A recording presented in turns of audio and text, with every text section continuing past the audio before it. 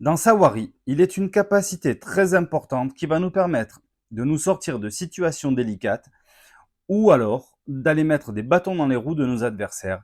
Je veux bien évidemment parler de la capacité d'attaque qui va prendre la forme de petits jetons comme ceci.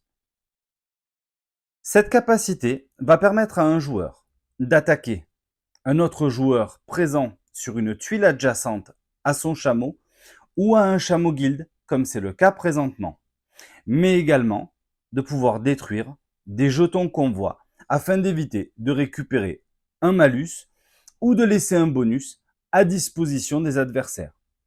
Les attaques des jetons convoi peuvent se faire sur des cases adjacentes ou sur la case sur laquelle se trouve le joueur disposant de la capacité d'attaque. Voyons dans ce petit exemple de partie comment se déroule une attaque. Le joueur vert possède la capacité et souhaite l'activer contre le joueur violet. Ce dernier n'est pas adjacent à son chameau, mais bien adjacent à un chameau guilde.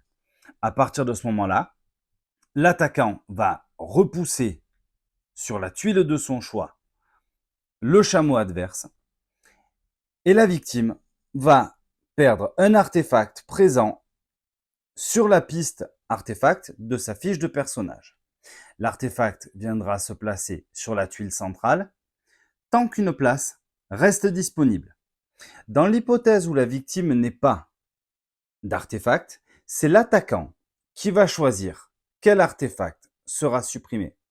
Dans le cas présent, l'attaquant va enlever celui-ci, le placer bien évidemment sur la tuile centrale, prendre son jeton et le retourner, et venir le placer à l'endroit où se trouvait l'artefact pour verrouiller définitivement jusqu'à la fin de la partie cette combinaison, faisant perdre ici 2 points d'influence à la victime.